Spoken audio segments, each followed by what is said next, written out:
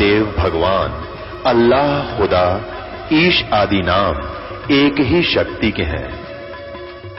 वो कैसा है, कहां है, कैसे मिलता है, किसने देखा है? ये प्रश्नवाचक चिन्ह पूर्ण रूप से हटाने के लिए अवश्य सुनिए जगत गुरु तत्वदर्शी संत रामपाल जी महाराज के अमृत वचन, सर्व पवित्र धर्मों के पवित्र शास्त्रों के आधार पर। अपने आत्मा आपको दिन में भी बताया था कि परमात्मा ने सभी महापुरुषों से इनसे कह दिया था कि अभी ये सतनाम सार्वजनिक मत करना। यदि तुमने अभी इसको सार्वजनिक कर दिया तो पिछली पीढ़ी वाले हंस पार नहीं हो पाओगे। जो ये पीढ़ी, इसके लिए सारा कुछ खेल हो रहा था। तुम इसका जाप करते रहना, लेकिन इस पिछली पीढ़ी तक इसको किसी को सार्वजनिक नहीं करना।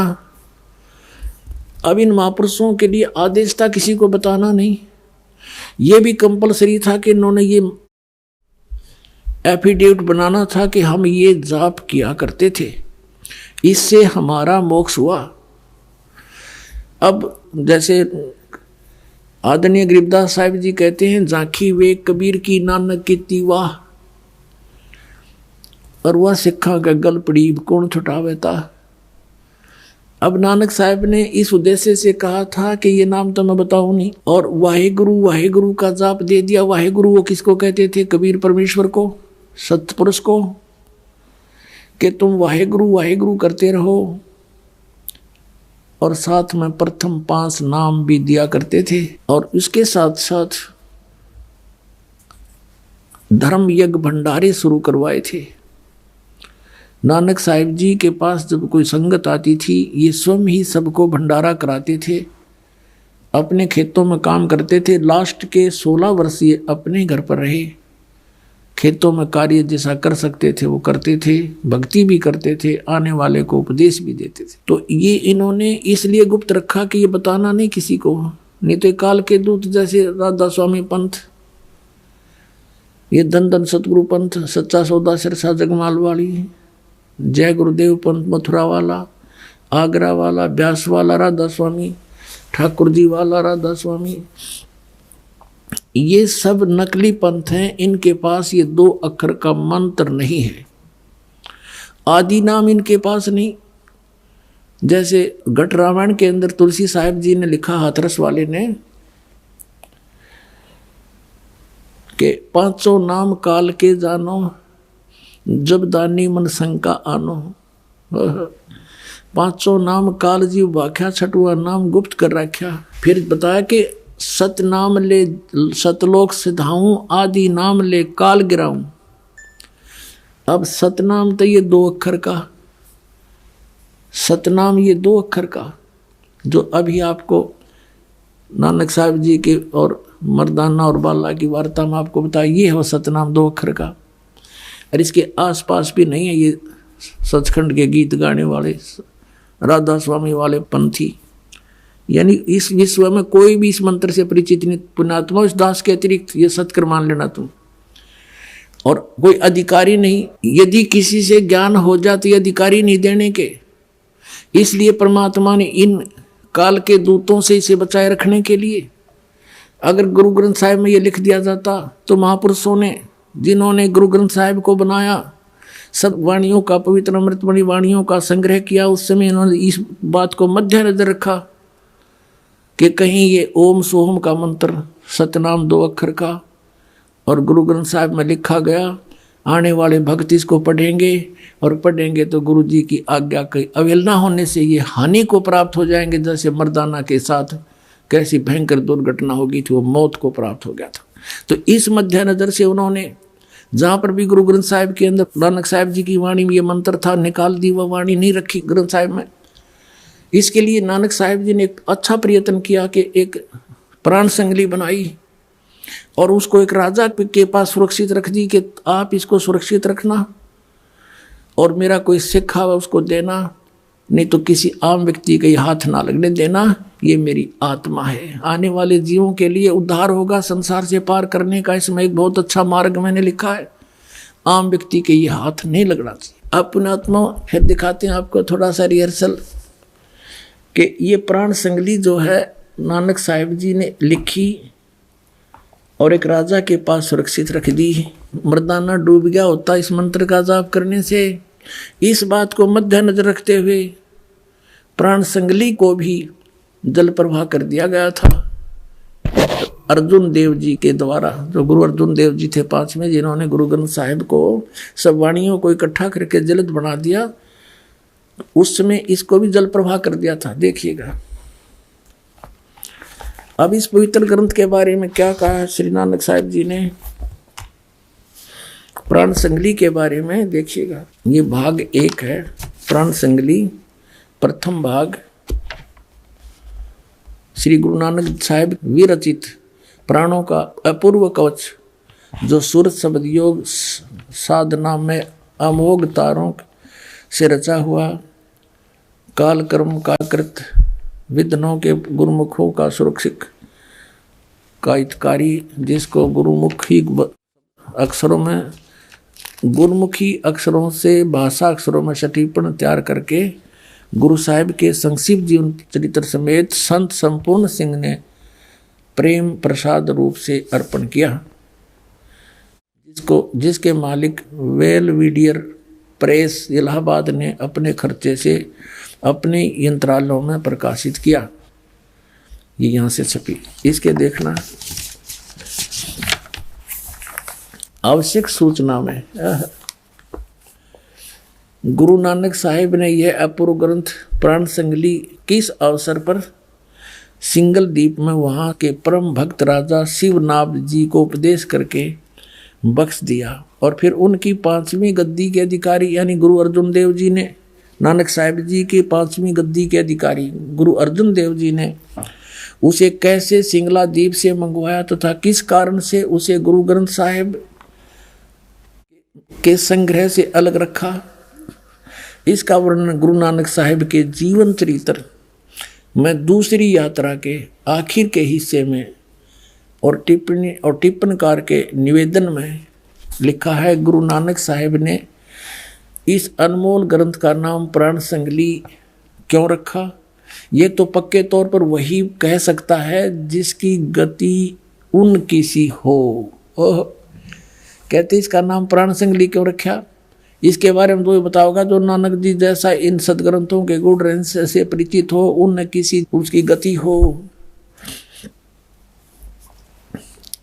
तो भी कुछ लखावा उसका उनके उस वचन से होता जो निज मुख से नानक साहिब ने बोले हैं, जो उन्होंने राजा शिवनाभ से कहा था, ई ग्रंथ मेरी देह है। नानक साहब जी कहते हैं ये मेरा शरीर है, ये मेरा स्थूल रूप समझना, पुराणों मेरियों का संग्रह कहो कवच है, जगत समुद्र का ये पुल है, यानी संसार से पार होने का इसमें सही मार्ग लिखा मैंने। और ई प्राण संगली मैं तैनू बख्शी है, ई अदर वस्तु है, सो तय ही जरी है, यानी तू इसका अधिकारी है, तेरा विश्वास हुआ इसका मेरे इस ज्ञान का, इसलिए मैं तुझे बख्श दी है। ई प्राण संगली अमृत प्रवाह है, तेरे ही मुख विखे प्रवेश हुई है, और 3 लोकां विच इस वस्तु ਨੂੰ संभालता कोई नहीं, ताते प्राणों विखे प्राण संगली रखनी। इस वचन से स्पष्ट होता है कि यह ग्रंथ प्राणों का संग्रह रूप है। अब इन्हें पता नहीं प्राण माने श्वासों का श्वास, और ये मंत्र जो ओम सोहम यानी सतनाम 2 अक्षर का, ये श्वासों से सिमरण होता है। इसकी विधि है, जिसको प्राप्त दास से उसको खूब पता है, और नानक साहिब ने खूब लिखा था इसमें, जिसमें प्राण पिंड का निर्णय, ये तो लेखक की बात है, प्राणों में मन के निरोध का पूरा भेद लिखा है। संभव है इसको गुरु ग्रंथ साहिब की जिल्द में शामिल ना करने की वजह यही हो कि गुरु अर्जुन देव जी ने समय अनुसार इसे हरेक छोटे बड़े की दृष्टि में लाना उचित न समझा। अपने आत्मा गुरु अर्जुन देव जी ने किस दृष्टिकोण से इसको छोटे बड़े की नज़र से बचाया कि उसमें यो मंत्र लिखा था 2 अक्षर का, जो नानक साहिब जी जाप करके मोक्ष को प्राप्त हुए। और वहां झटका देना जरूरी था, नहीं तो यू काल के दूता का हाथ लग जाता। पूरा सिख समाज इसका जाप करता। ये जो दूसरे नकली पंथ है ये भी नु कहते हम भी, क्योंकि बिना पूर्ण गुरु से ये प्राप्त हुए बिना काम नहीं कर सकता। नो तो इसमें पढ़ के कोई भी जाप देने लग जाए उसे कोई लाभ नहीं हो सकता, वो तो नकली पासपोर्ट बनाएगा। तो इन नकली पंथों जो काल ने कहकर चलाए थे कि मैं नकली पंथ चलाऊंगा, 12 पंथ करूं मैं साजा, नाम तुम्हारा ले करूं आवाजा। 12 पंथ नाम जो ले ही वो मेरे मुख में आन समाई। तो इसलिए इस दृष्टिकोण से 5वें गुरु अर्जुन देव जी ने इस ग्रंथ को गुरु ग्रंथ साहिब मैंने शामिल किया, बल्कि इसको दरिया में प्रवाह कर देना उचित समझा। कहीं कोई पढ़ ले, कोई देख ले, गुरु जी की आज्ञा का अवहेलना हो जाए। देखना इसी के निवेदन में आपको दिखाता हूँ। ये वही प्राण संगली है, हम पढ़ रहे थे। अब ये तो आपने पढ़ा था आवश्यक सूचना, अब ये है निवेदन तुरंत ही। श्री गुरु नानक साहिब के 5वें स्थान पर श्री गुरु अर्जन देव जी हुए हैं, जिन्होंने गुरुवाणी की बीड़ बांधते समय, यानी सभी वाणियों को इकट्ठा करके गुरु ग्रंथ साहब का जब रूप दिया, उस समय पैड़ा नामक एक शिष्य को सिंगला दीप भेजकर राजा शिवनाभ के पौत्र, शिवनाभ तो रहा नहीं था, उसका पौत्र था, पोता के पास यह ग्रंथ मंगवाया था, ये प्राण सिंह ने मंगवाया था, जिसे किसी कारण विशेष से गुरु ग्रंथ साहिब की भीड़ में रखना उचित न समझकर सर्वथा जल प्रवाहित कर दिया था। ओहो, सारा का सारा जल में प्रवाहित कर दिया था, डाल दिया था। जो कि एक परम प्रेमी साधु की अत्यंत प्रार्थना से द्रवीभूत हुए गुरु साहिब के वचन अनुसार जल से निकलवाया, यानी ये तो डाल दिया था उसमें जल में, किसका कति नामो निशान मिटा दूं, कहते गुरु जी की अवहेलना हो जाए, 2 अक्षर के मंत्र को कोई जाप कर ले वह। फिर यो कहते हैं किसी साधु की प्रार्थना से द्रवीभूत होकर, यानी पिंगल के गुरु अर्जुन देव जी ने उससे कह दिया कि चल निकाल ले, और वैसा ही निकलवाया और जैसा का तैसा उसे ही बख्शीश कर दिया। अर्जुन देव जी ने उसी को कह दिया तू ले जा, इसने और दिखाइए मत किसी ने। जिसका प्रसंग गुरु प्रताप सूरज प्रकाश नामक प्रमाणिक इतिहास की 3 राशिगत 32वें अंशु में लिखा है। अपने आत्माओं, इस प्राण संगली के अंदर 160 अध्याय थे, ये भी आपको बताता हूँ। ये प्राण संगली है और ये डॉक्टर जगजीत सिंह खानपुरी द्वारा इसका संपादन है। ये है publication bureau, Punjab university Patiala से। अब इसकी भूमिका में लिखा है, देखिएगा, ये भूमिका में लिखा है, पहला संस्करण है, पहला संस्करण। इसमें क्या लिखा है कि प्रस्तुत प्राण संगली दा प्रकाशित रूप है योग अते विशेष तौर ते हठ योग अनुसार प्राणायाम दा, ये इन अपनी तरफ से लिखा है इसका, जो भी इन्होंने सोचा इसको। इसमें क्या लिखा है ये, अब हम भूमिका में देख रहे हैं, भूमिका देखें इसकी, हम अपने मतलब की बात पढ़ेंगे। इसमें लिखा है कि संत संपूर्ण सिंह ने, जिसको हिंदी वाला आपने पढ़ा, संत संपूर्ण सिंह ने देवनागरी लिपि विच इस संस्करण ਦਾ ਪ੍ਰਕਾਸ਼ਨ ਕੀਤਾ। उस विच कुल 80 अध्याय शामिल हैं और 80वें अध्याय के अंत ते इस दे कुल अध्याय 113 लिखे हैं और इस संख्या दी पुष्टि जन्म साखियां तो भी होंदी है, पर संत संपूर्ण सिंह ने 160 अध्याय दे होने दी संभावना वल संकेत किया है। अब कहने का भाव ये है कि इनमें से जो मूल थे वो निकाल दिए, जिनमें कंसेप्ट क्लियर था ये इस सतनाम के बारे। फिर भी इसमें बहुत स्थानों पर, जैसे आपको सुबह भी दिखाया था, फिर दिखाते हैं, ये प्राण संगली भाग 2 के 103 पृष्ठ पर ये मंत्र स्पष्ट है, लेकिन इनसे गलती से रह गया, इनका समझ में ना आया, यो के लिखा है यहाँ पर। ये देखिएगा, ये प्राण संगली हिंदी वाली है, द्वितीय भाग, और इसके संपादक है वो संपूर्ण सिंह, जिसका पंजाब यूनिवर्सिटी वाली से भी संपर्क है। ये है संपूर्ण सिंह, भाषा टीकाकार संपूर्ण सिंह, तरन तारण पंजाब से। इसके 103 पृष्ठ पर आपको दिखाते हैं। ये 103 पृष्ठ पे है, राग भैरव है ये, महला पहले का। इसके अंदर यह देखना, कहते हैं साध संगत मिलिया मन माना, और ना मैं ना ओम सोहम जाना।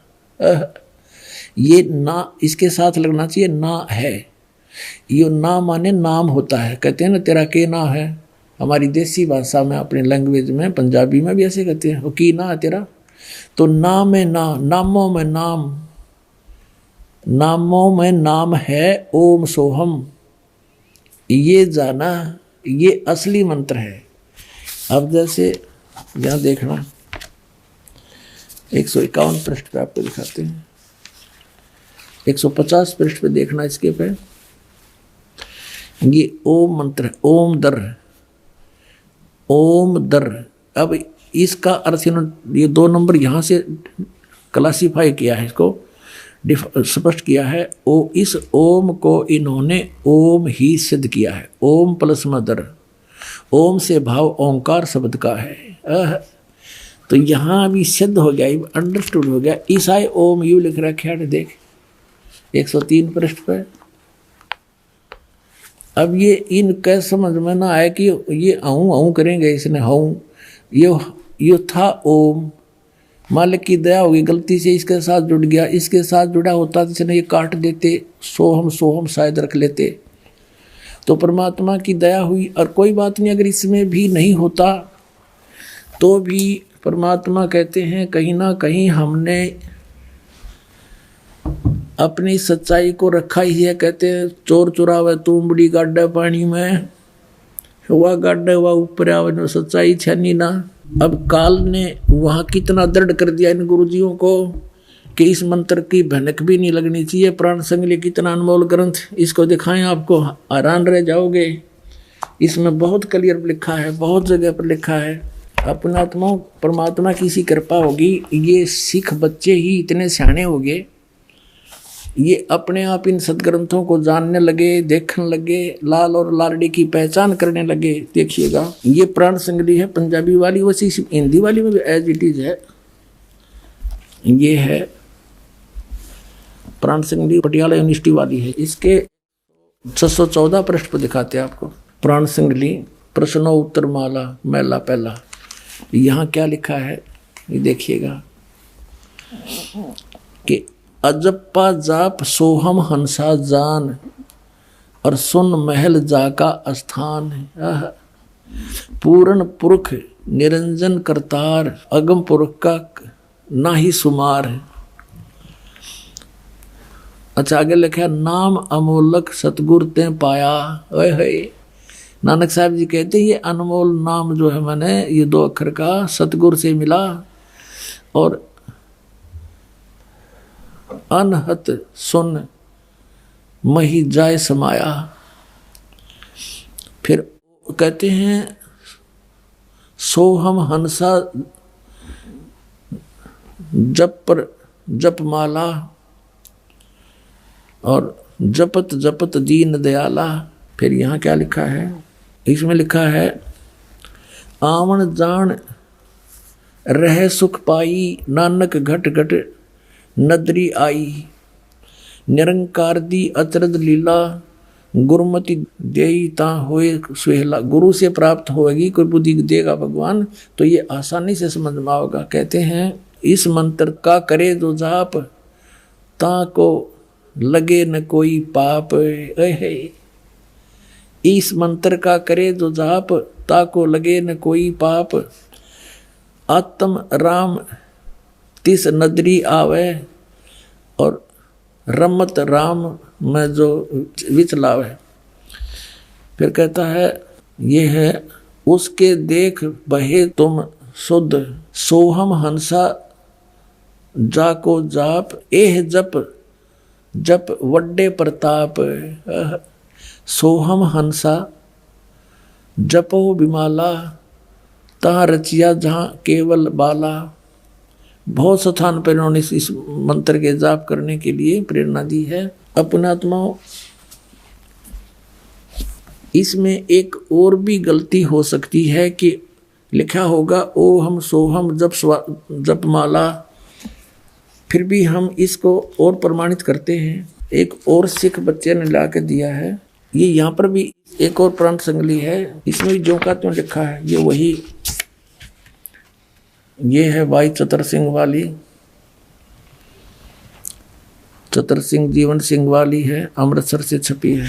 ये बाजार माई सेवा अमृतसर तो छपी है। और इसके पृष्ठ नंबर 100 पर लिखा है, यहाँ 100 पर लिखा है, इन बच्चों ने सिख बच्चों ने लगा के दिए निशान, ये सोम हंसा जा का जाप ई जप जपे होए प्रताप, वो एकदम का न्यू है। जो फिर आगे लिखा है सोहम हंसा जप बिन माला, यानी श्वासों से सिमरण, इसका माला की जरूरत को नहीं। और ऊ रचिया जय है केवल बाला, और भी बहुत स्थानों पे इन्होंने बताया है। अब यहाँ लिखा है 125 पे कि नानक सच्चे नाम बिना है, सच्चे नाम सतनाम, नानक सच्चे नाम बिना,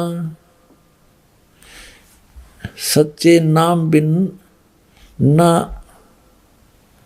उर्वार न पार, यानी सच्चे नाम बिना कुछ भी ना उरली साइड में कोई लाभ ना परली साइड में। सच्चा नाम माने ये सतनाम 2 अक्षर का। अपनात्माओं, यही मंत्र आदरणीय गरीबदास साहिब जी को दिया था। आदरणीय गरीबदास साहिब जी ने कहा कि ओहम सोहम मंत्र जपिए, योग युगतिया धोनी तपिए, राम नाम जप कर थिर होई, ओहम सोहम मंत्र दोई, नथिंग एल्स। तो ये सतनाम है 2 अक्षर का। कहते नामा छिपा ओम तारी, पीछे सोहम भेद बिचारी, सार शब्द पाया जद लोई, आवागमन बौर ना हुई। तो इन महापुरुषों ने स्पष्ट कर दिया है कि ये मंत्र जाप करने से तुम्हें लाभ होगा, अन्यथा इसका कोई यूज नहीं। इसके अतिरिक्त कोई भी नाम आप जाप करते हो वो यूजलेस है, उनका कोई फायदा नहीं, जप करो या ना करो। तो सच्चे नाम बिना सतनाम, इसको सतनाम भी कहते हैं। तो पुण्यात्माओं, आपका सौभाग्य है कि आप जी को ये खजाना मिल गया जिसको अभी तक छुपा के रखा था। कबीर परमेश्वर ने अपनी प्यारी आत्मा धर्मदास जी से कहा था, धर्मदास मेरी लाख दुहाई, और ये मूल ज्ञान की तबार ना जाई। मूल ज्ञान बाहर जो पढ़ी, बिचली पीढ़ी हंस नी तरही।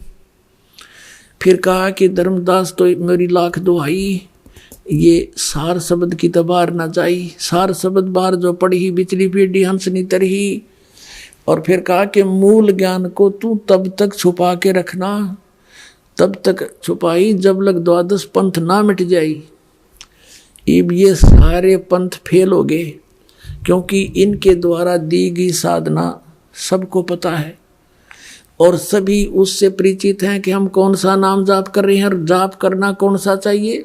और जिन महापुरुषों की दुहाई दिया करते थे कि नानक साहब जी ने भी ये 5 नाम जाप करे, वो भी इसी से मुक्त हुए, उसने भी ऐसे जाप किए, वो उसी से मुक्त हुए। नानक साहब जी ने कति क्लियर कर रखा कि इन 5 नामों से और इस वाह वाह के शब्द से जन्म मर नहीं मिट सकता। इसके अंदर वाह वाह के शब्द के अंदर लिखा है कि इस वाह वाह करने से कर्म किया ही मिलेगा, आपका जन्म मृत मोक्ष नहीं हो सकता। ये भी इसमें स्पष्ट किया है कि ये मंत्र है जाप करने का, इसके अतिरिक्त कोई मंत्र नहीं। तो अब इन महापुरुषों ने एक तरफ तो कहा कि तू मर्दाना ये नाम जाप मत कर, और फिर कहा कि मेरी आत्मा है, मेरा शरीर है, संसार से पार करने का ये पुल है, इसे छुपा के रखना। और इसमें स्पष्ट कर रखा कि ये मंत्र जाप करने से मोक्ष होगा और किसी से नहीं। तो पुण्यात्माओं, आप तो बालक हो, आपको तो बनी बनाई खीर मिल गई, आपने जरूरत नहीं इतने सिर में दर्द करने की। इन महापुरुषों की छाती देखो, इन्होंने यहां तक धोखा देकर काल को इस तथ्य को बचा के भी रखा और काल के हाथों भी नहीं पड़ने दिया।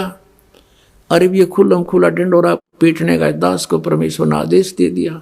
आपका भी कल्याण, पूरे विश्व का कल्याण होगा। बोलो सतगुरुदेव।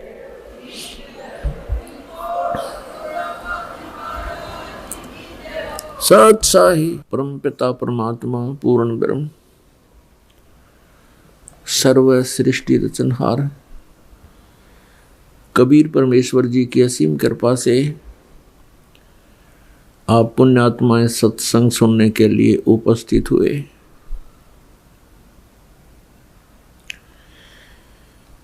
भक्ति मुक्ति के दाता सतगुरु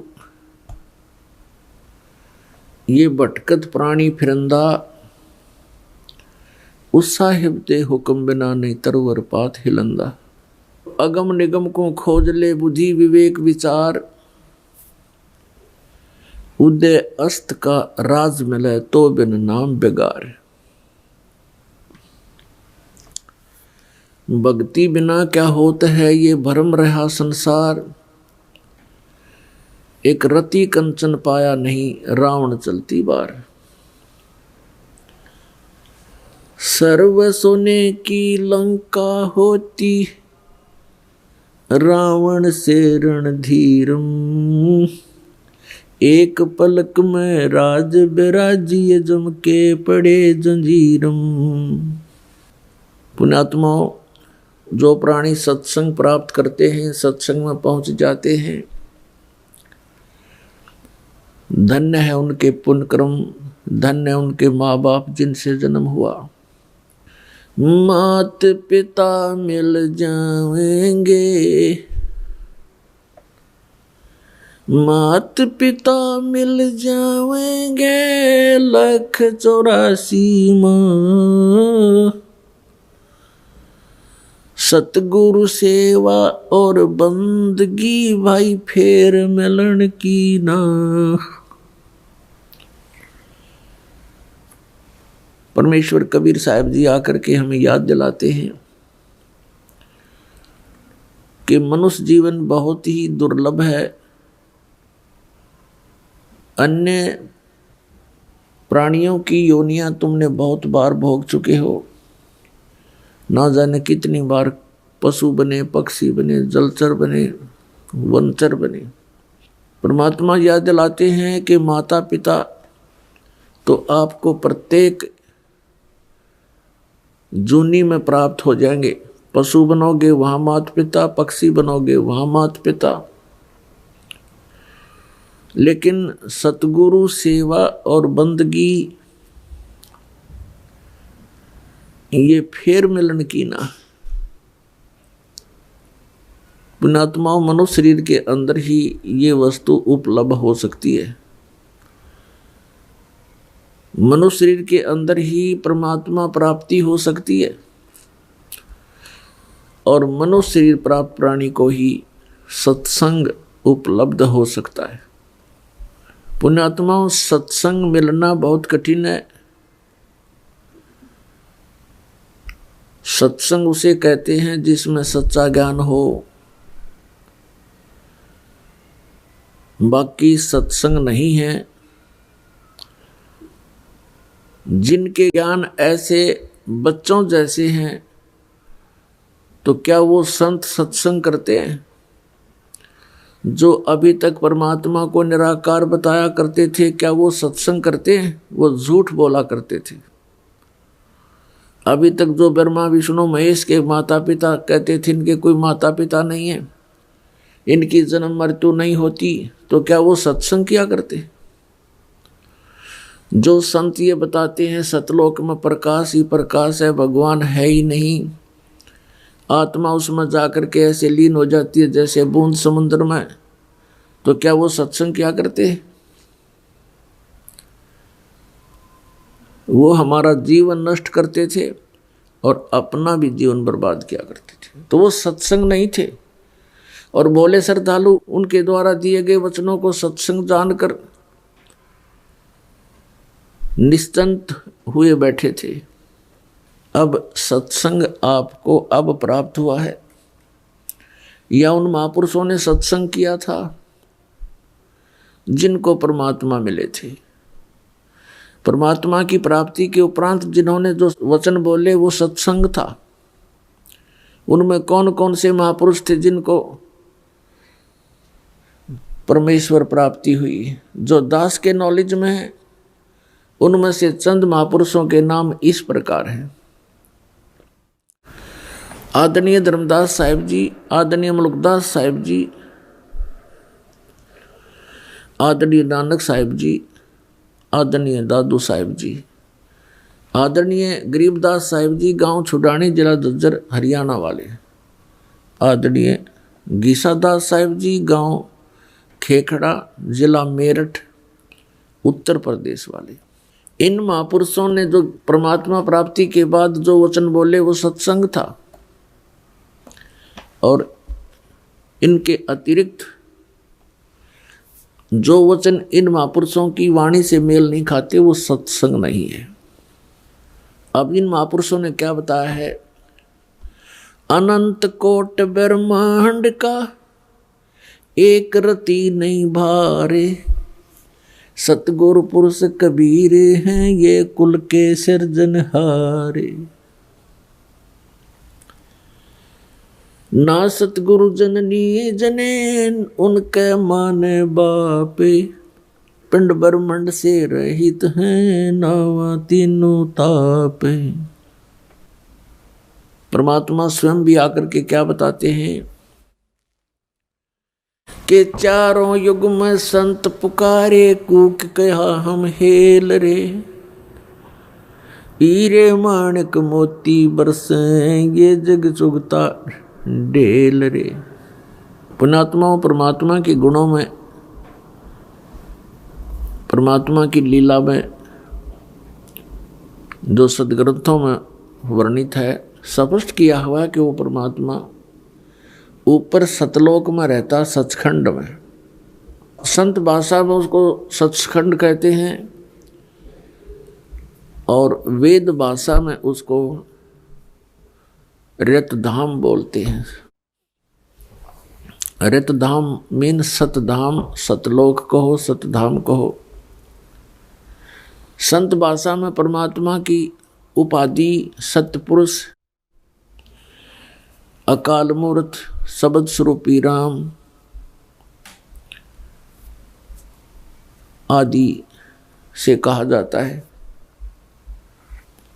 वेदों और गीता में उसको परम अक्षर ब्रह्म कहा है, सच्चिदानंद घन ब्रह्म कहा है, दिव्य परम पुरुष कहा है।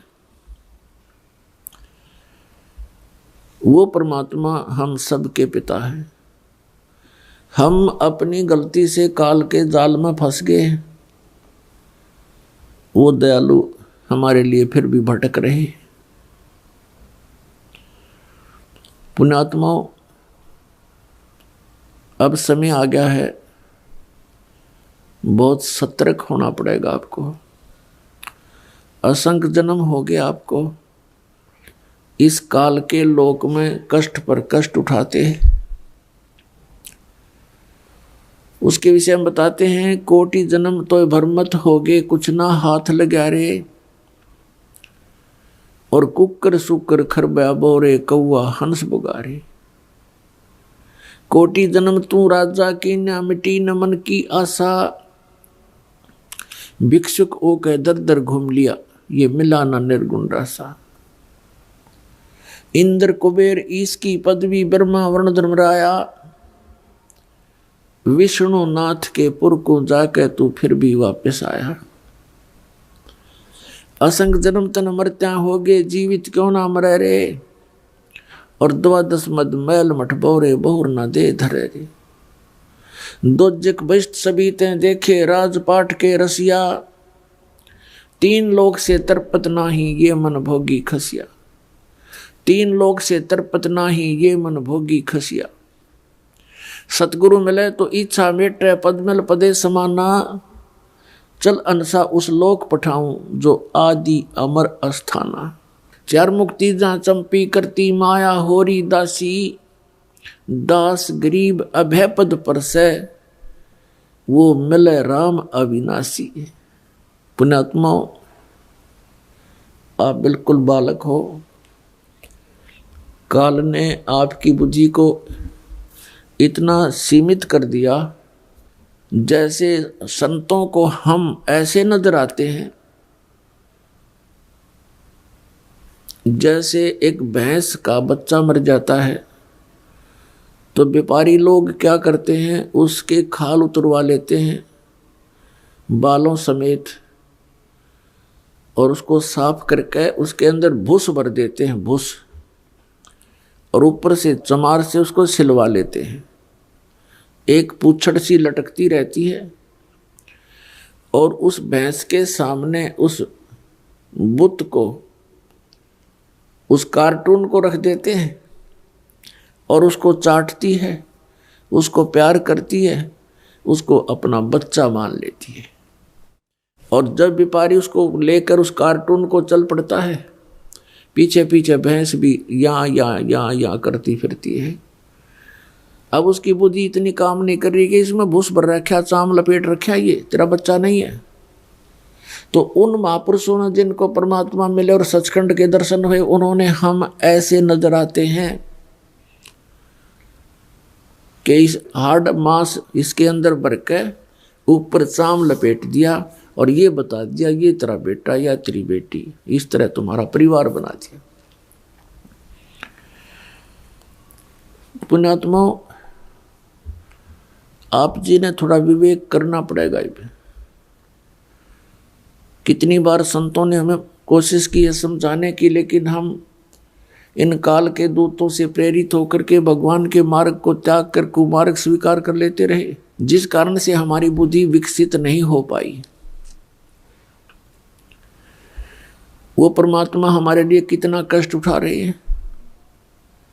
वो हमें बताने की चेष्टा कर रहे हैं कि सतलोक में चलो, वहां तुम्हें सुंदर शरीर मिलेगा, उसके अंदर ये नाड़ी तंत्र नहीं होगा, 5 तत्व से बना हुआ नहीं होगा, उसमें ना कोई रोग कोड होगा, उसमें बीपी हाई लो नहीं होगा, उसमें कभी वृद्धावस्था प्राप्त नहीं होगी।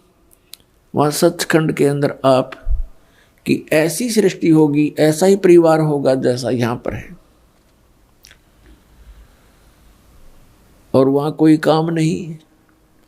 अपने आत्माओं, आपकी संतान हुई, आपने मकान बनाए, उन बच्चों के लिए सारी सुविधाएं की और करते ही रहते हो। अब ये नहीं पता पिता की मृत्यु हो जाए, पता नहीं माँ की मृत्यु हो जाती है, और पता नहीं बेटा मर जा बेटी मर जा। तो हम जिस व्यवस्था में सारा जीवन बर्बाद कर चुके, उसका हमें क्या लाभ हुआ? लेकिन हम सोचें क्या इसका विकल्प नहीं? हम देखते उसके साथ भी ऐसी घटना होगी, उसके साथ भी होगी, कोई बात नहीं है, तो होती रहती है। अब परमात्मा ने इसका विकल्प बता दिया, इसका अल्टरनेट बता दिया कि जब तक तुम्हारे संस्कार हैं, परिवार में आप रहो, और वो भी भगवान की आत्मा है, आपके बेटा बेटी रूप में रोल करने आए हैं, माता पिता रोल के रूप में आए हैं, तो उनको एक विशेष प्यार देना, आपस में खींचातानी नहीं बढ़ावे। इस दृष्टिकोण से कि हम उस पिता के बच्चे हैं, अगर हम इनको किसी को एक दूसरे को दुखी करेंगे तो परमात्मा नाराज हो जाएगा, क्योंकि हम पहले गणे दुखी यहाँ पर। फिर हम एक दूसरे को सतावें, कोई वचन से जख्म करें, किसी को और कोई हानि पहुंचावें, तो हम तो कौवे हो गए, कौवे, मनुष्य नहीं रहे। जैसे कौवा जख्म के ऊपर चोंच मार कर खून निकाल लेता है, हमने हंस बनना है तो हम सतलोक चलेंगे। वो परमात्मा हमारे पीछे फिर रहा है। जो जन मेरी शरण है, ताका हूं मैं दासे, गेल गेल लाग्या फिरूं जब तक धरनी आकाश। परमात्मा कहते हैं कि जो मेरी शरण में एक बार किसी भी युग में आ गया, तो मैं उसके पीछे पीछे फिरता रहता हूं और उसको पार करने की चेष्टा करता हूं। क्या बताते हैं? अनंत कोट बाजी जहां हम रचे सकल ब्रह्मंडे, कह कबीर मैं के करूं यू काल करे जीव खंड। कबीर साहब बताते हैं कि मैं इतना समर्थ हूं, ये सभी ब्रह्मांड मैंने रचे, अनंत कोट बाजी जहां रचे सकल ब्रह्मंड, और कहे कबीर मैं क्या करूं ये काल करे जीव खंड। पुणात्माओं, आपने ये अमर कथा कभी सुनी नहीं थी। आप जी ने अपने ही धर्म मजहब के अंदर चल रही कथाओं को सुना, उन्हीं के आधार से आपका माइंड सेट हो गया। अब इस अमर कथा को सुनकर बहुत दिनों में जाकर आपका विश्वास होगा, और जब आपको ये कथा समझ में आ जाएगी उस समय देखना आपके मन की स्थिति क्या होगी। आप ऐसी स्थिति में हो जाओगे जैसे परगर पावना रह उठाए चित, जैसे दूसरे के घर में, दूसरे गांव में, रिश्तेदारी में कोई परौना चला जाता है, मेहमान रूप में जाता है, वो वहां रहता अवश्य है, लेकिन उसको पता है कि मैंने वापस जाना है, और उसको अपने घर की रह रहकर याद भी सताती रहती है। कहते हैं जैसे पर घर पावना रह उठाए चित, तो यहां से आपका ऐसे मन हट जाएगा एक दिन, और फिर उस सतलोक में आपका अगला कदम सतलोक में होगा। अब परमात्मा ने हमें आकर बताया कि जब सबसे पहले मैं यहाँ आपके दुखों को देखकर इसमें प्रवेश किया काल के लोक में, तो इस काल ने मेरा रास्ता रोकने की चेष्टा की, क्योंकि परमात्मा बताते मैं जोगजीत के रूप में था। जोगजीत वहाँ एक पुत्र है परमात्मा का, जो सर्वप्रथम 16 उत्पन्न किए थे उनमें से एक है।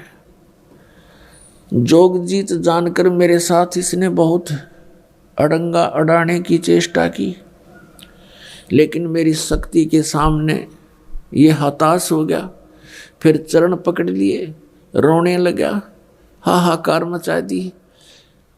जब मैंने इसको कारण बताया कि मैं किस उद्देश्य से आया हूँ, धर्मदास साहिब जी को परमात्मा बता रहे हैं कि धर्मदास, प्रथम सतयुग के अंदर जब मैं यहाँ आया तो इसने मेरे साथ बहुत कलह मचाई। जब मैंने अपनी शक्ति का प्रयोग किया तो इसकी नहीं पार बसाई। चरण पकड़ लिए, पैर पकड़ कर कहता जोगजीत आप किस लिए आए हो? तो मैंने इसको बताया कि मैं नीचे जाऊंगा और सभी प्राणियों को बताऊंगा कि यू परमात्मा नहीं है, यू भगवान नहीं है जिसको तुम भगवान मान रहे हो,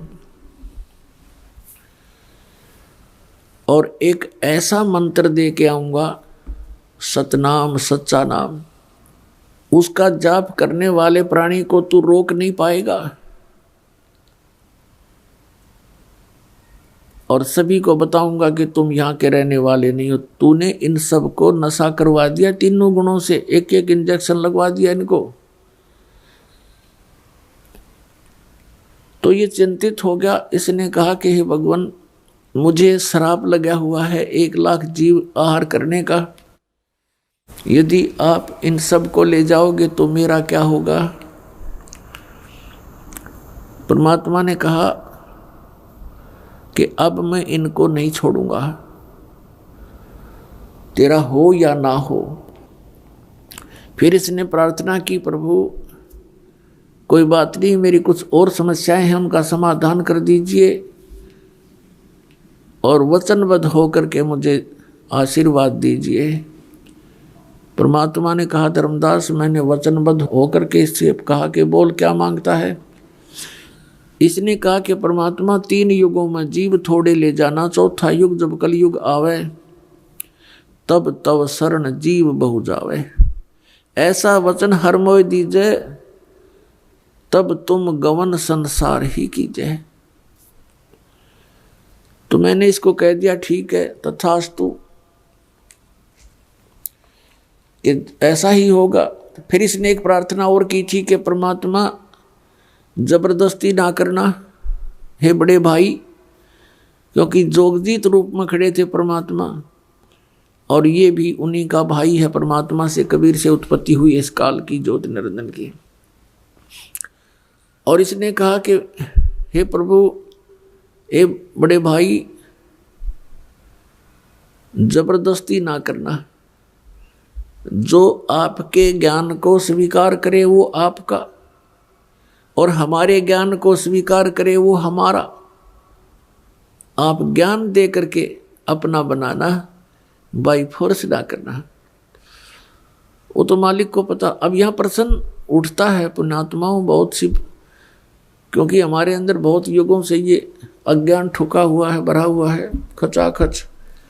ये सच्चे ज्ञान को टिकने नहीं देता। ना जाने कितनी शंकाएं उत्पन्न होती हैं। एक शंका तो ये उत्पन्न होगी कि भाई भगवान ने जानी जान, कहते हैं परमात्मा जानी जान है, अंतर्यामी है, सर्वज्ञ है, फिर क्या उनको पता नहीं था ये ऐसे ऐसे वचन मांगेगा? इसको वचन ना देते सतयुगमयी हमें वापस ले जाते। तो ये तो पुण्यात्मा मन की बकवाद है, इस तरह के विचार जो जिसके अंदर आते हैं। हम सतलोक में रहा ही करते। यदि हम ऐसे टिकने वाले होते तो पहले ही ना वहीं रहा करते थे। आवश्यकता ही नहीं थी हमें यहाँ आने की, फिर भगवान को यहाँ दुख उठाने की हमारे लिए। परमात्मा को पता था कि सतयुग त्रेता द्वापर में ये प्राणी दुखी नहीं होता। पुण्यकर्मी प्राणियों को मनुष्य जीवन मिलता है सतयुग त्रेता द्वापर में, जिनके बहुत घने पुण्य होते हैं और वो सभी साधना भी करते हैं, मनमुखी साधना करते हैं, शास्त्र विधि त्याग कर भी साधना करते हैं। उनसे सिद्धियां प्राप्त अवश्य हो जाती हैं और उनके पूर्व प्रारब्ध कर्मों के आधार से, किस्मत में लिखे हुए पनों के आधार से उनको सुख होता है, शरीर स्वस्थ होता है। सतयुग में पिता से पहले पुत्र की मृत्यु नहीं होती, जो सबसे बड़ा जख्म होता है पिता के लिए। और पत्नी से पहले पति की मृत्यु नहीं होती, जो पत्नी के लिए बहुत बड़ा दुखदाई होता है। और बहुत लंबी आयु होती है, शरीर स्वस्थ रहता है, आहार बहुत ही अच्छा होता है। तो इस प्रकार जब पिछले पनों से उसको लाभ होता रहता है, साधना गलत करता रहता है, पाप इकट्ठे होते जाते हैं, पुण्य अक्षीण होते रहते हैं, फिर उसका जन्म त्रेता में होता है। त्रेता में भी ऐसी सतिथि लगभग रहती है। फिर द्वापर में होता है, हरे भरे वृक्ष होते हैं, सब जगह जंगल होते हैं, फलदार वृक्ष होते हैं, समय पर वर्षा होती है। तो इस प्रकार ये सोचता रहता है कि जो साधना पूजाएं मैं कर रहा हूँ इनसे मुझे लाभ हो रहा है, अज्ञानता के कारण। तो परमात्मा के ज्ञान को जो पहले वाले साधना से बिल्कुल हटकर होता है, उसको ये प्राणी बिल्कुल स्वीकार नहीं करता। अब कलयुग के अंदर ये प्राणी बिल्कुल कर्महीन हो जाता है, पापों की गठड़ी बांध लेता है और पुण्य इसके पास रहते नहीं। ये साधनाएं भी करता है और लाभ कति होता नहीं, या तो नास्तिक हो जाता है या फिर दुख को भोग कर ही अपना जीवन पूरा करता है। और उन अज्ञानी संतों ऋषियों ने, उन्होंने सतयुग के अंदर जो साधनाएं की, अब उनको वो मार्ग मिला नहीं, यह सतनाम उनको प्राप्त हुआ नहीं जो पाप नाश करता है। और जिस कारण से उन्होंने अज्ञान सिद्धांत बनाकर समाज में प्रवेश कर दिया कि कर्म तो भोगना ही पड़ता है, प्रारब्ध में लिखा हुआ तो भोगना ही पड़ता है, इसको कोई चेंज नहीं कर सकता, इसमें कोई परिवर्तन नहीं हो सकता। तो पुण्यात्माओं, हम परमात्मा की खोज इसलिए करते हैं, परमात्मा को इसलिए खोजते हैं कि हमारे जीवन में कोई कष्ट आवे तो वो टल जावे। और हमारा कल्याण। कल्याण की तो बहुत बाद में समझ में आती है, पहले तो यही रहता है कि मेरे बच्चे सुखी रहें, मैं स्वस्थ रहूं, कोई ऐसी दुर्घटना मेरे जीवन में ना घटे जो मुझे पीड़ादायक हो। इसलिए हम परमात्मा की खोज में संतों के पास जाते हैं, और ये भी हमें मालूम है कि संतों के पास ही उसका समाधान होता है। और ये भी हम सुना करते कि परमात्मा ना जाने किस बेस में आ जा, तो वो परमात्मा कबीर साहब है, वो ना जाने क्या रूप बना करके और कब कहाँ प्रकट होता है, और हमारे लिए भटकता रहता है, हमें समझाने की चेष्टा करता है कि तुम इस झूठे सुख को सुख कहे ये मान रहा मनमोद, ये सकल चबीना काल का कुछ मुख में कुछ गोद। तो पुण्यात्माओं, परमात्मा ने प्रोमिस कर रखा है, और इसने भी प्रोमिस कर रखा है काल भगवान ने कि कलयुग में जब कितने जीव ले जाना, लेकिन इसमें ज्ञान आधार बनाना। तो पुण्यात्माओं, अब बुद्धिमान समाज हो गया है, इस ज्ञान से अब आप बालक नहीं रहोगे। परमात्मा के प्रयत्न को गहराई से सोचना, वो क्यों भटक रहे हमारे लिए सतलोक न छोड़ के, क्योंकि हम उनके बालक हैं, हम उसकी आत्मा हैं। और इनको काल इसलिए परेशान कर रहा आप जी को कि जितना मैं इनको सताऊंगा उतना ही वो दुख पावेगा। अपने आत्माओं, आप बालक हो, ये हमारे साथ क्यों प्रतिशोध ले रहा कि इसने वहां पहले तो तप करा, फिर तप करा, फिर तप करा, 3 बार। उससे इसने 21 ब्रह्मांड प्राप्त किए, फिर 5 तत्व 3 गुण परमात्मा ने इसको दे दिए कि ले जा खेल खिलौनों से। फिर हम इस पर आसक्त हो गए, हम परमात्मा को भूल गए, अपने भगवान से मन हटा लिया। जो हमें सब सुविधा सब सुख देवा था उससे मन हटा करके एक हीरो की तरह हम इसको चाहने लग गए, जिस कारण से हम भगवान के दिल से उतर गए।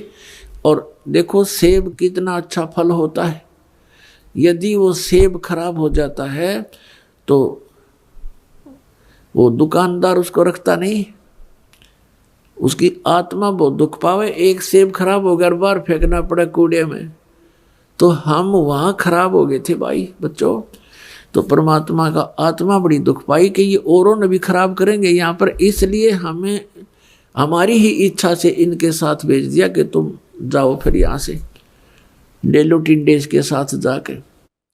अब इसने फिर अलग ब्रह्मांड के अंदर परमात्मा ने व्यवस्था की, जिस आत्मा ने सबसे पहले स्वीकृति दी थी इस काल के साथ आने की, उसको एक लड़की रूप बनाया जिसको अब दुर्गा कहते हैं। उसके अंदर हम सभी को बीज रूप में भर दिया और उसको शब्द शक्ति दे दी कि बेटी तू जितने जीव कहे यू काल उत्पन्न कर देना, वचन से बोल देना, उतनी प्रकट हो जाएंगे। पुण्यात्माओं, हम अज्ञान को सुन सुनकर स्थान स्थान पर हमारा माइंड, हमारा मन अड़ जाता है कि ये कैसे हो सकता है। जैसे एक समय ऋषि वाल्मीकि जी ने एक कुशा से डाब से पुत्र बना दिया था सीता के लिए, और पालने में लुटा दिया बना करके। सीता जब कपड़े धोकर आई तो पुत्र को देखकर पूछा, पिताजी ये पुत्र किसका है? बेटी क्या बात आपका नहीं है? कि मैं तो पुत्र को साथ लेकर गई थी कपड़े धोने के लिए। ऋषि जी ने सोचा था कि लड़की के बच्चे को कोई उठा ले गया है, जंगली जानवर वारो रो मर जाएगी, इसलिए उसने एक लड़का उत्पन्न कर दिया है जिसका नाम कुश रखा, और लव सीता से उत्पन्न हुआ था श्री राम के सहयोग से। तो कहने का भाव ये है कि उस ईश्वरीय शक्ति को थोड़ी बहुत संग्रह करके ये ऋषि लोग भी चमत्कार दिखा देते हैं, और वो तो परमात्मा के पास तो ये चमत्कार थोक के भाव के हैं।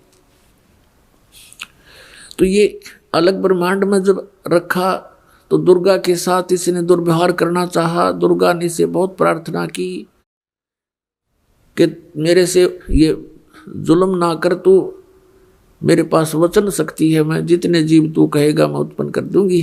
पिता ने वचन दे रखा, इसने नहीं माना, बकवाद करी, उसके साथ जोर जबरदस्ती करनी चाहिए तो लड़की ने उसके पेट में शरण ले ली सूक्ष्म रूप बना के। तब परमात्मा ने जोग जीत रूप में आके उस ब्रह्मांड में इसको कहा था कि आज से तुझे एक श्राप लग गया, 1 लाख मानव शरीरधारी प्राणी जीव खावेगा, 1.25 लाख उत्पन्न करेगा। और लड़की को उसके पेट से निकाल दिया, पेट चीर के हाथ से वचन से ऐसे नाखून मार दिया पेट पर और वचन से वो बाहर आ गई। फिर एज इट इज वचन से अपने आप जख्म भर गया। तो परमात्मा की शक्ति पुण्यात्माओं पर बल है। हम आध्यात्मिक मार्ग से कोसों दूर हो गए, इसलिए हमने इन परमात्मा की लीलाओं पर अविश्वास शीघ्र हो जाता है। लेकिन अब अविश्वास ना करके विश्वास पूर्ण करो। तो वहाँ क्या कहा, तब इसको आदेश सुना दिया कि तू निकल जा अपने 21 ब्रह्मांड लेकर यहाँ से। आदेश सुन ले पिताजी का और निकल जा यहाँ से 21 ब्रह्मांड समेत। इसने फिर बहुत हाथ जोड़े, पैर पकड़े, मेरे से गलती होगी, मुझे रख लो यहीं पर, मुझे दूर ना भेजो। लेकिन परमात्मा ने इसकी एक नहीं सुनी और इसको वहां से यहाँ फेंक दिया 16 शंख कोश की दूरी पर। नील पद्म शंख 16 शंख कोश, 1 कोश लगभग 3 किलोमीटर के आसपास होता है। इतनी दूरी पर आ गया ये सतलोक से इसका पूरा विमान 21 ब्रह्मांड का। तो इसने उसके बाद से परमात्मा से प्रतिशोध लेने के उद्देश्य से हमें या इतने दुख देता है कि एक पल भी चैन से ना टिक सके, सांस ना ले सके। अब देखते हो पुण्यात्मा, पशु पक्षी ये कितने कष्ट उठाते हैं। आप देखते हो मनुष्य जीवन में कोई सुखी है? इस झूठे सुख को सुख मान बैठे हैं हम। और परमात्मा हमें याद दिलाते हैं आकर के कि तुम काल के जाल में हो। आप जी को इसने मिसगाइड करके इतना ही सीमित कर दिया आपकी बुद्धि को, संतानों उत्पत्ति को ठीक कर लेना, सारा जीवन ये सोच करके बुढ़ापे में सुखी होऊंगा मैं, बुढ़ापे में मेरा जीवन ठीक कट जाएगा, बढ़िया कोठी बना दूं, बच्चों को सुखी कर दूं, गनाए धन बना दूं। अपने आत्मा बुढ़ापे तक, पहली तो ये बात है कि बुढ़ापे तक आप रहोगे कि ना रहोगे, वृद्ध अवस्था तक। और वृद्ध अवस्था होने के बाद फिर सुख कहाँ से? वृद्ध अवस्था में सपने में भी सुख नहीं। तो हमारी सारी ही सोच इस टाइप की थी जो हमें केवल दुख दे सकती है, सुख नहीं।